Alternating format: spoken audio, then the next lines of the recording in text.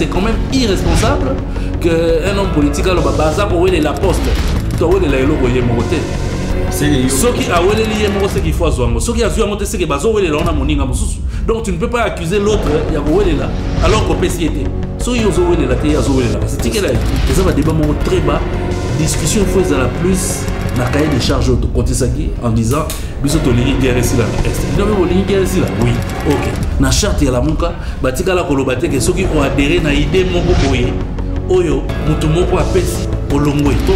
Ndeko Fayulu, je pense que il est parti à moi mai na fin naie na reposer aux questions pour na reposer ben Ndeko Fayulu aux questions. Tant il y a salaki plan de sortie de crise. Il y a salaki yango sans consulter Bemba, sans consulter Katumbi. Ce qui Félix Tshisekedi qui est président de la République, anima qui doit appliquer plan de sortie de crise wana. Félix alinga pour masiko légitime. Pour réfléchir pour se poser des questions dans le sens contraire. Donc je pense ce qui un jour peuple congolais la bigue Kabila zone surtout vous allez pouvoir au Pexamote. Mais est-ce que peuple congolais a prêt il y a vraiment un retour à Kabila? Mais ce qui peuple a décidé je ne vois plus Néni Naroya. Et Kabila comme président de la République Azali sous un moyen il y a comme président de la République était.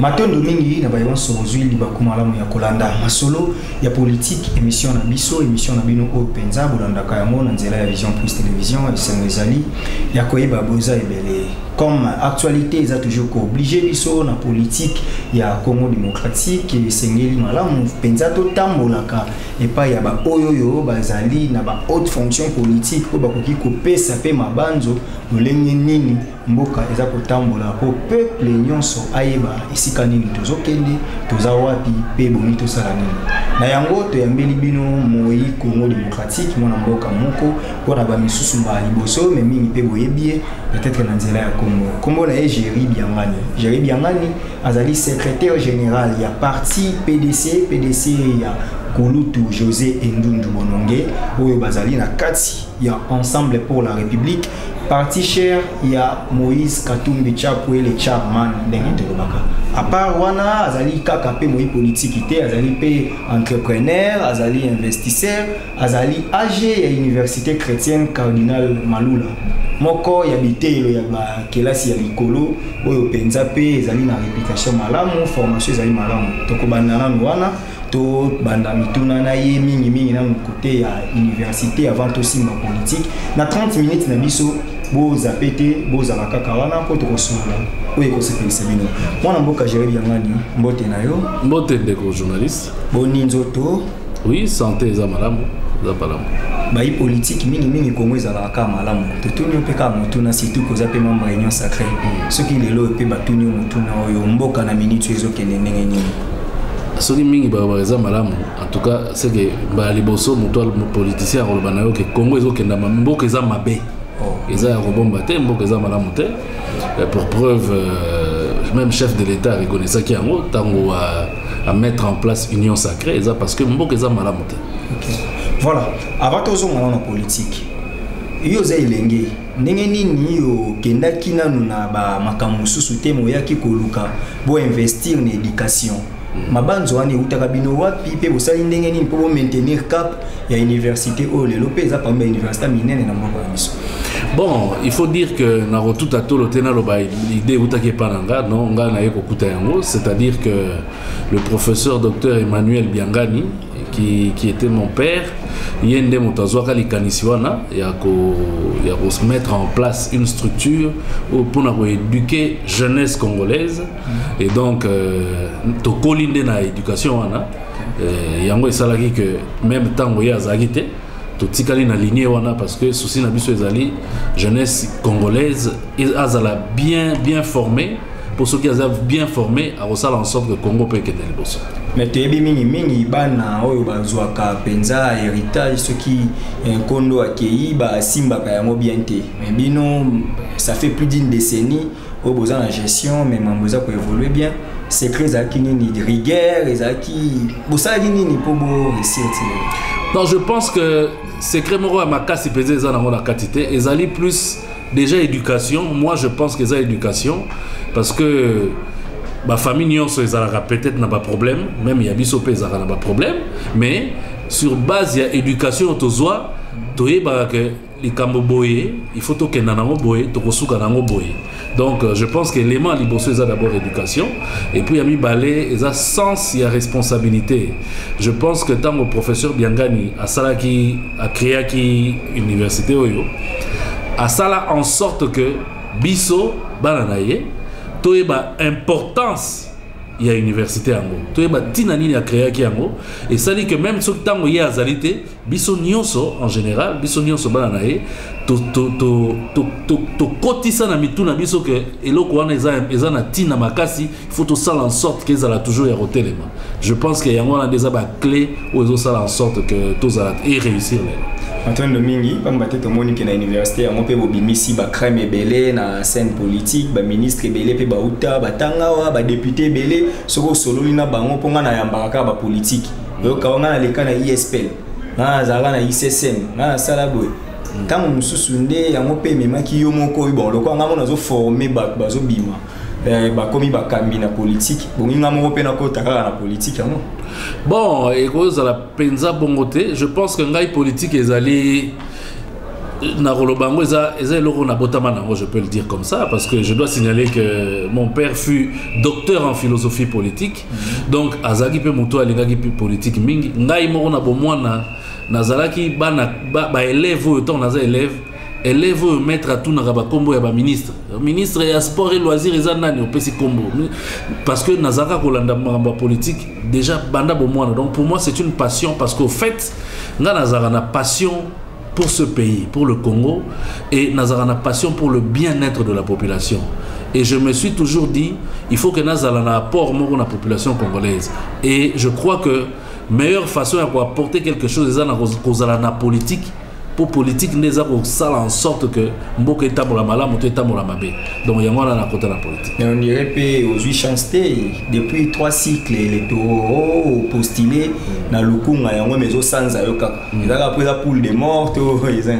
Non, bien au contraire. D'abord lukunga etikala jamais ko sanza ngai. Na ba élection nyonso na participa, je peux confirmer que nazala voter mais nazala déclaré élu. Et parce que l'élection a toujours un fiasco. Il y a 2011, le résultat est un fiasco. Il y a 2018, c'est encore pire. Tilelo Nazara n'a pas preuve. Tilelo Nazara n'a pas preuve. Et puis Mokolo Ezali, bateau et basala qui va tricher en élection, bah ko futa yango. Parce que la population Lukunga peut s'en confiance. Nazara n'a pas preuve nango Tilelo. Et bateau bakamba qui s'est ni. Bah bimisa ba résultat au bino no soboyebi. Mais bah eba que tous en état de droit. Voilà, mais l'état des droits, on peut me dans le passé. Bien que moi chasse aux sorciers, commis moi bolingo na à Genève, il y a Kala.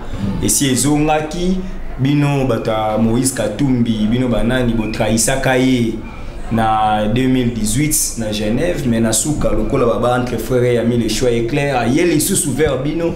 Pour nous kocha Kabila libanda mais ezo kenena na biso bongote motu na biso ya kobanga union sacrée oyo aussi au côté na kati poza muta Moïse bino bozawana ndenge ozomonela yango est-ce que eza penza o babengela kibino to eza oyo mokonzi pe fayulu alobaki keza ngo ka zemi ya mibale ya coalition FCC cash? Non, écoutez, ngai nazana na linga ko la politique ya vérité.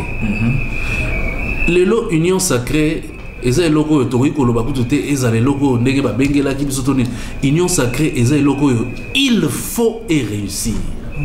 C'est-à-dire que il faut tout ça en sorte que réussir, pas pour le plaisir, tout pour le bien. Il y a Félix Tshisekedi, tout bien il y a Moïse Katumbi, tout bien il y a Jean-Pierre Bemba. Pour le bien du Congo, pour le bien du Congolais, il faut et réussir. C'est-à-dire que Tozala Kiawa pendant 2 ans, Tozali causé le changement on a été. Président de la République à se rendre compte que makambo biso tozali kolobape yangwana ya moni que mboka eza kotambola te et à la kisi biso banani bazali ko bloquer mboka kenda liboso te. il n'était que normal tant wa bengi biso to ya ko soutenir parce que à sali constat au biso peto salaki et à lingi makambo échanger parce que je pense que ceux qui ont dirigé bateau et au monde que makambo ke malamote yo mo reçu conscience que ke malamote na benga bato musubaya pour ba aider ke malamo ça veut dire que idée on a faut ko applaudir yango kaka sikoyo koloba ke est-ce que okende bientôt okende bientôt biso toza banzambe te poto ba soko okende bientôt mais biso il faut tout ça là en sorte que ekende bien parce que ce qui est bien te peuple va continuer à souffrir donc bato nyonso baza okota na union sacrée lelo appel on a ko lancer na bango ba ke baza na responsabilité ya ko sala en sorte que ekende bien pour population à se retrouver souffrance de population l'équipe tellement makasi lelo est comme urgent que mboke bonga pour bato wana ba koma bien et comme urgent mboke bonga pour bato ba kende bien mais aussi bobe bana ki na dossier cahier de charge na bino oyo honorable Moïndou alobaki de ezali respecté après un temps ou claquer porte bozo mais ba déclaration officielle des acquittés a quand même un individu où il a qui déjà qui m'embeza kokende ndenge boyokana kiti na minutes oyo yo pe assemblée nationale déjà ticket gagnant oyo et ça même pour la union sacrée présidence déjà bozate premier vice-présidence bozate pour moniteur et on dirait respecter personnalité forte politique et Moïse Katumbi na Bembate. Bon, je pense que na ba négociation nyonso ezara na ba point bo se rencontrer et puis na bandé les arapé na ba point bozo ko yokanate. Donc il y a eu des points sur lesquels tous se mettent d'accord, mais je pense que dans le moment où on a ça koloba, tous se mettre d'accord sur 90%. Il y a un point et tous encore positivement. Je pense que Toroyo Ghana. Tike et Salami à l'Assemblée nationale, ensemble pour la République, et question. Je pense que Tori Kolobate il fallait qu'à cause de la présidence, ou qu'il fallait la vice-présidente. Non, et ça Toyokani. Toza ko solola pour na ba institution nyonso to solola bon pour institution nyonso soki na koto yo eza bandeko X nde bazui présidence na koto mosusu ta mosusu ban biso pende to zwa la tête de l'institution et puis ainsi de suite donc eza na cadre ya ba négociation et je pense que ezala qui quand même décevant ya komona ba ténor ya kamoko babanda ko s'attaquer na baténor il y a comme sous ces quand même erreur mais erreur moro peut aussi te pardonner en gros parce que je pense que ici je parle des déclarations et à président Jean-Marc Kabound où il est enflammé mais il faut peut-être tirer en compte il y a apprentissage. Moi je pense que Jean-Marc Kabound qui est président de l'UDPS il a passé plusieurs années dans l'opposition. Si quoi a commis la gestion donc il y a aussi beaucoup de choses au temps où il faut maîtriser, même dans le comportement naïe. Et ça, c'est excusable. Moi, je pense que tu as été qu'on pèle sa moto pour m'émamorer salamari quelque part. Moi, je pense que le quoi aussi tu as tout sangana pour bien les Congolais. Mbeba teye tout le cané ni trop bon sango. Je pense qu'il y a des logiques il y a Moïse Katumbi à Okangamate na ba détail. Tout ça en sorte que makambo qui est malamu pour les populations se retrouvent. Nzamba salanga mongolu na iba terrain on peut moins bien. Sikoyo tant bino bolobi ke ezana obere mo excusable. Mais naza contre UDPS. Yo nanga tebi fonctionnement ya UDPS. Moïse Katumbi lelo yo ayoki fachi bobi bombo chai maboko bokende. Mais bobi ke UDPS bango baraka na raison. En cas que l'on aurait simbité en 2023, binonde bobimasco ba responsable. Katumbi na be baba yaki wana ba blocaki. Katumbi na ce qu'on est est-ce que bozo s'est préparé déjà que binonde boza responsable devant les peuples pour IDPS ko accuser ka binonde bo aider chef de l'État. Non, moi je pense que tant wana que mutomoro akizaka baninga et c'est le cas. Lelo peuple azota la nyonso. Et puis elo komoko échapper na peuple zate. Peuple a nyonso et puis il faut pas croire que Motomoko a un monopole, ce qui a lobby que l'autre a mabé, babeteli kakaye maboko. Non. Il y a un azapé au continuer au sein d'un peuple, à continuer à observer ce qui se passe. Et nazo seng nazo lobapé na bakondi nazara na phrase na na chaque fois. Dans tout ce que nous faisons, dans tout ce que vous faites, le peuple vous observe. Donc peuple congolais azotala, toza wana te pour lobby, mabenyo so la kakabiso, toza wana pété pour lobby, malamunyo so la kakabiso. Ceux qui ont dit qu'on travaille ensemble, je pense, dans la sincérité et de retravailler surtout pour le bien-être du Congo. Ma poste est Kabolabinoté. Mais ma poste est Kabolabinoté parce que il faut se mettre d'accord sur certains points pour mourir Kendali Bosso. Donc d'ailleurs naza contre moi débat wana o bimaki o baké pour na ba poste baké bazoko wele la ba poste. Il faut qu'on soit correct dans makambo tosaka. Je ne pense pas que Montumoko na politique, Montumoko a une politique, a ça la combat politique, pour avoir poste. Il faut tout tika au sa population. La politique justement ezali conquête, il y a pouvoir. Donc vous conquérir parce que ce que lingo changer Congo, pour changer Congo te sauver nanda kona to sauver chômeur. Pour changer Congo, il faut avoir poste et responsabilité ou il faut permettre au agir en tant que responsable pour améliorer vie à bateau.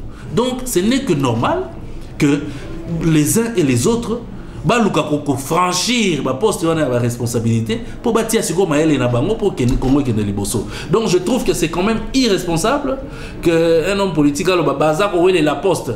Bon, de toutes les façons, et ça polémique c'est le cas mais de toutes les façons, ceux qui ont le bin à Moutou, ceux qui ont le bin bazak au wele là, Moutou wele là elo koye morote. Ceux qui a wele lié moro c'est qu'il faut azouango, ceux qui a zouango c'est que bazo wele là on a moninga mususu. Donc tu ne peux pas accuser l'autre ya wele là alors qu'au PCT. Ceux qui ont wele là te ya wele là, c'est ticket là. Donc je pense que bah débat on est ça va débat moko très bas. Et ça va débat moko très bas. Discussion il faut la plus na cahier de charge de côté Saki en disant biso to lingi guerre ici là est bino me lingi guerre ici là oui ok biso to lingi fonctionner là comme refuta mamala bino me lingi ok to avancer na makambo ça constructif et tout tika ba détail wana ya surtout ya ko diaboliser baninga parce que de toutes les façons on n'y gagne rien. Pour naebi nga vraiment na sala moins fort pour na actualité za la deuxième degré za ya nga moko Moïse Katumbi aye naza na aéroport na fandi na salon tango aye aéroport ça va kulutu mususu mbote to bimi libanda na cortège bat ba bengi premier ministre premier ministre premier ministre mais ndé mo ambo ezo kendele soki to sali mo ba lecture ya temps. On dirait azo qui est défavorable mais on dirait pe baati ya komi moi ko zwa moi li avantage mo liboso na bango boza la paix en mesure na au-delà ya cahier de charge bozu ma primature te bozu pe assemblée nationale te botikali na bino mais bokoti quand même na gouvernement moi portion ya pouvoir wana boza la mesure ya lima yango. Non écoutez biso toza wana te potoloba tolingi oyo soki oyo te to tiki non. Mais tout ça on a pour nous que makambo ça d'une manière équitable que oyo a reçoit oyo pour mériter oyo kuna reçoit kuna pour mériter kuna c'est-à-dire que politique et se calculer na poids politique d'abord ensuite ils ont rappelé na ba circonstances to et ça le roi Jean-Pierre Bemba attaque tout ce qui a zaki na député T. Mais à un poids politique une personnalité il ne vaut rien. Moutouloua Moïse Katumbi, n'en parlons pas. Donc, et ça quand même dans moi susceptibilité belée, mais bateau et baza pour participer dans la négociation, baza na devoir il y a réserve. Tant que dans la négociation est silité, au lieu que la place publique tout banda kolobake oyo asengi oyo kuna sali boy, et ça penza correct mingité. Mais nandé na lobiawa, et ça ba faux pas. Il y a apprentissage, il y a vie, il y a homme d'État, il y a vie politique. Donc, ça va photo, c'est excusable parce que tous les bateaux, biso to lobite que biso bateau ensemble, jamais tu aurais ça la béba. Un jour peut tu ça la péta musu béba. Il y a moi la logique na biso, ezali que ceux qui m'abe ezali mais ça m'abe o egoïko bomanango motu ego ça la m'abe ceux qui a makasi mingité, on peut réparer au lieu de tumba mboka. Pour na mutumura salimbe bato les kamura peut-être solide salibino pour boyebi que bozaki des communs accords on a charte à la muka qui fallait démarrer ensemble mais des grands leaders il y a présidium va trahir charte à la muka pour adhérer à l'union sacrée et coordonnateur en exercice radier bino donc abi que bino mon boza bo tirer ba conséquences donc ne boza bozo obligé bondima proposition côté on a pas vu que na faden bozo ngate parce que basi ba benga ni bino na linga penza ko sala politique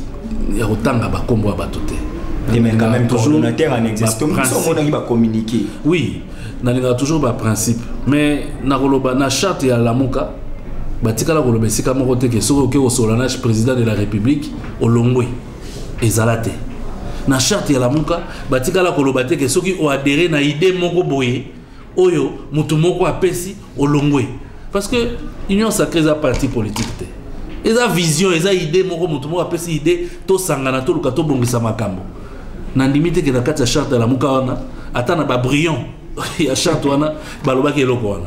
Donc, bandeko lelo, ndeko Fayoulou, je pense que il peut attirer moi maïna 20 naé, ils ont makambo soso il faut qu'on évite que l'obayango parce que ils ont paraître ridicules. Na reposer aux questions, tout na reposer pendeko Fayoulou questions. Tant où il y a salaki plan de sortie de crise. Où il y a salaki yango sans consulter Bemba, sans consulter Katumbi. Ce qui Félix Tshisekedi qui est président de la République, Anima qui a appliqué plan de sortie de crise wana. Nde Félix Alinga comme asiko légitime. To nde yé to ngai to lobaka alongo la muka pour réfléchir ndenga mususu. Bon se poser des questions dans le sens contraire. Donc je pense qu'il faut tout la politique wana ya lokuta ya koluka ko diaboliser bateau pour yoba mono moto malamu. Oyo toza koluka lelo eza bien-être ya mototé.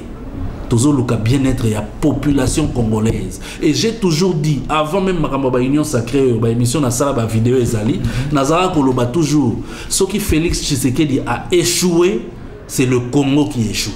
Toza na obligation ya ko pousser à réussir. Ce qui toza na opposition tous dénoncer par ma cam, tout ça en sorte que pousser à réussir. Surtout dans le pouvoir, tout travailler dans les malams pour réussir. Parce qu'au fait, ils ont vie à Congolais des na Katuana.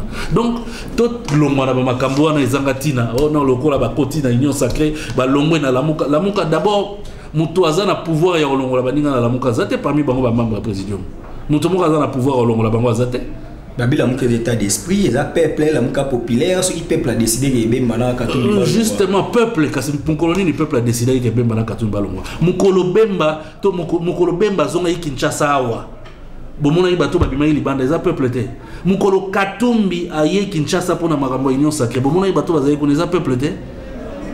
Je pense que il faut qu'on arrête la théâtralisation de la vie politique. Il faut qu'on arrête ça.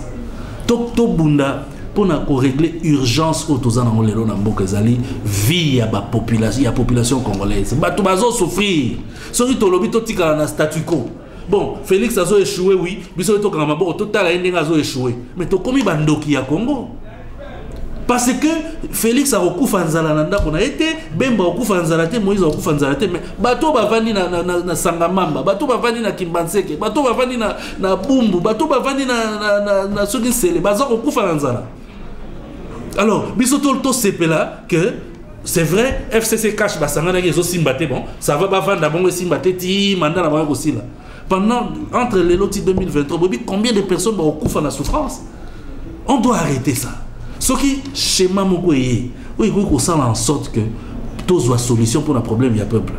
Il faut qu'on le fasse. Bon, ce schéma, on peut théorie encerclement, encercler Bino, parce que Kabila va se retrouver à l'opposition avec ses acolytes. Bino va croire que vous avez une union sacrée alors qu'il va absorber Bino. En 2023, vos leaders ne seront plus candidats. Va absorber Bino, c'est un encerclement, va finir. Tango banda ko absorber Biso, toko mona ke babandi ko absorber Biso pe toko bima. C'est-à-dire bango bazana monopole ya koyeba ce qui va se passer demain pour les kabisote. On est tous bon, yo lobi bon, bana no bazo kufanzala. Mutu moko ya lobi bon, nazana moyen to somba biloko pour na bana yo bité ta mosusu, biloko wango ezana poison. Bon bana ba kufaka nzala. Donc osa même pas sûr, mais au préféré bana ba kufanzala. Mais ça c'est méchant. Si il y a un moyen où il faut apporter solution à la population. Mais tout me kayango. Ce qui te montre que c'est mité totiki. Mais au Rolobate que n'a mécaté parce que le président de la République dans la salle Union Sacrée, dans la Bible, c'est idée Union Sacrée. Alors il a bengi batonion so, boyato solo là. Abanda kiwana. Bon yo déjà koya ko solo là, oboyi koya ko solo là. Je ne sais pas ce qui ko solo là déjà et comment déjà na pour yo qui attend les kamba bengi lote molobi na koyate. Alors tu veux que biso to bandato là dans situation na. Na okene suna pour musuna nga ko s'attarder dans les kambo président mingité. Parce que j'ai beaucoup de respect pour Martin Fayoulou. J'ai voté pour lui, je le dis. Mais il faut tout dire quand même moi correct. Au moins il est élu, bien qu'il y ait la légitimité. Mais en tout cas, là, il a voté pour n'aller pas à l'élu. Mais tout dit quand même correct. To bundi si Kabila. To lobby a la vérité des urnes. D'ailleurs, le cours constitutionnel, il y a un résultat, il y a vrai. Biso ba to lobby. siko Félix Tshisekedi oyo a bénéficié qui na bato cour constitutionnel wana alobi a nommé ba juge mosusu ba o wana kuna baloba longwa atia ba juge mosusu biso bato to mona ke ba juge wana basaki musala mabe tokoma koloba lisusu te okoki kolongola bango te tika kaka bango mais procédure est respectée te selon Fayulu na écoutez so ku to kotinga so wana ekeli so puka mais nalandi déclaration na a okutu na okota pena mingi na droite na okota na ba fait politique nalanda déclaration oyo Fayulu azaki d'accord que va destituer Félix Tshisekedi comme président de la République.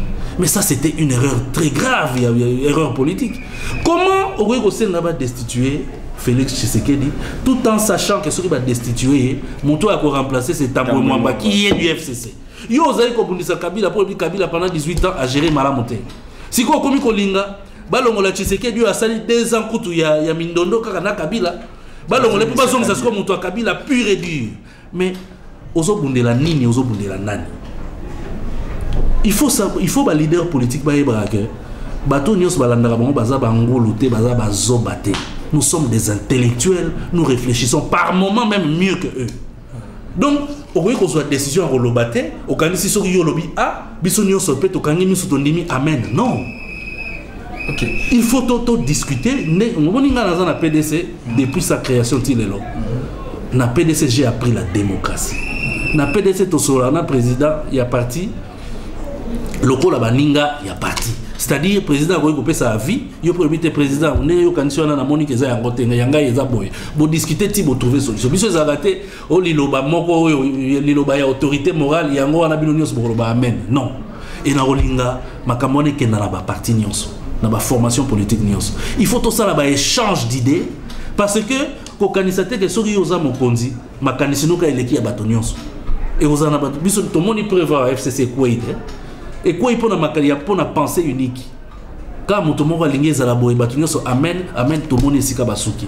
Donc to longola makambo wana biso bato to lingi to ya obongsa Congo lobi.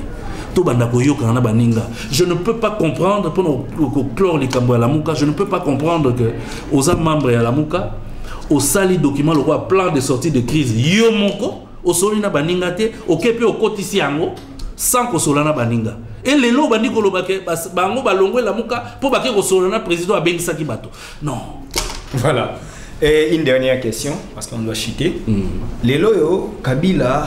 Aza fragilisé, n'émission stozomona, mona que Kabila zo perdre ba animateur ba institution, zo perdre ba poste clé ou ba nego ça la force na ye. Mais yo za plus âgé que nga et na politique otoza to yebi mo ampele kamo ebele. Est-ce que Kabila oyo yo bozui vraiment ba mesure de sécurité qui botine une opposition on a payé s'il atika une opposition pour Pascal Lissouba vanda na Congo Brazza comme président mais ça soit zonga et à Zonga deuxième retour, moi genre pour dire retour à Chine à Rambonde Babenga. Qu'est-ce que vous pensez ce qui est commis bon que Kabila vraiment a zuipé position monsieur soit Yelibino? Bon, ça dépend de la position. Et puis ils ont la mesure de sécurité à resorter ce qui peuple était. Ce qui un jour peuple congolais a dit que Kabila Zonga, puis surtout vous allez pouvoir au Pexamote. Mais est-ce que peuple congolais a prêt à remonter un retour à Kabila? Il faut poser la question à peuple congolais. Est-ce que le peuple congolais est prêt? Il y a vraiment un retour à Kabila. Le peuple a décidé que Kabila zonga. Attends, ceux qui a décidé, n'a évité Montonini a décidé à comme président ou comme Angote. Mais ceux qui le peuple a décidé, je ne vois plus Néni Nagoya. Et Kabila comme président de la République, Azal est sous un moyen comme président de la République. Puisqu'à sali déjà 2 mandats et que la constitution est claire. Mais ça peut matériel, bah changer la constitution. Oui, bah changer mais article on a constitution il y a un moment le bac. C'est-à-dire que les lois est impossible juridiquement pour Kabila Zonga président de la République. Dans la qui va débat il y a tout muso ba mi benga pas juriste pe ou ba loba qui a ko Zonga na ko démontrer en autre ça l'émission Mobimba na ko démontrer par A plus B que juridiquement à Koki Kozonga les sous-soutés parce que la constitution est là-bas 2 mandats pas plus. Voilà. Termine la émission. Les bonnes choses ne dire pas. Voilà. Et une chose est vraie que notre invité était tellement ouvert. On a compris notre démarche. Un mot peut-être na batutu balandi biso, un message d'espoir surtout na ba congolais au bazolanda biso. Oui bon, avant peut-être moi on a ton message d'espoir. Na linga quand même na éclaircir polémique moko outi ko bimaliso mikolo yo parce que malheureusement biso ba juriste to comment on peut ça ba point de vue sur base ya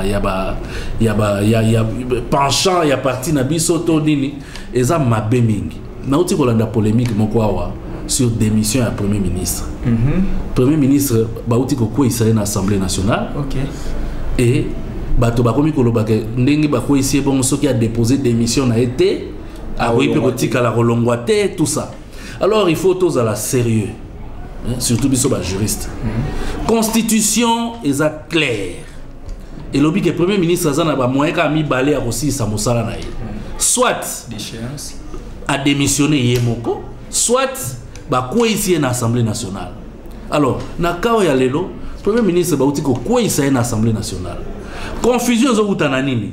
Article 147 de la Constitution et lobby que ce qui va quoi ici Premier ministre dans l'Assemblée nationale, dans les 24 heures qui suivent, il faut qu'on déposer lettre à démission. Alors, ce qui a déposé lettre à démission en athée, c'est qu'il y a le moins noté. C'est faux et archi faux. Lettre à démission aux constitution et lobby, ils ont acte administratif. C'est-à-dire, ils ont le droit moto, révoquer yo, mais il faut que la remise et reprise. Au lobate que le droit n'a pas de remise et reprise, c'est ce que Nazaka na musala. Constitution, balobi, aza déchu par l'Assemblée nationale. C'est-à-dire, aza lissou sous Premier ministre T. Mais le coup, le droit constitutionnel, ils ont droit à civiliser.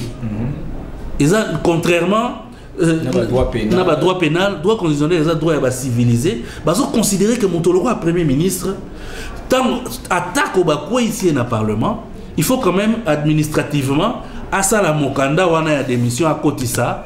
Pour ma caméra, ça la propre, et ça la ma proprement.